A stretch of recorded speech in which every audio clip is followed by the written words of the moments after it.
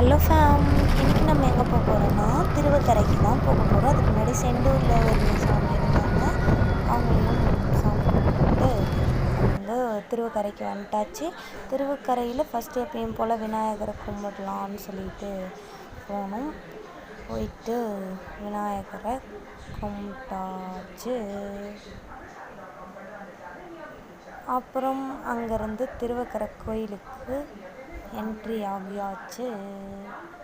திருவக்கரை கோயிலுக்கு போயிட்டு சாமி பார்க்கலாம்.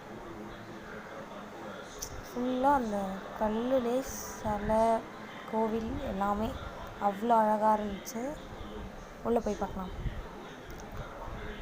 செம்ம கூட்டம் ஃபேம். அன்னைக்கு வந்து பௌர்ணமின்றதால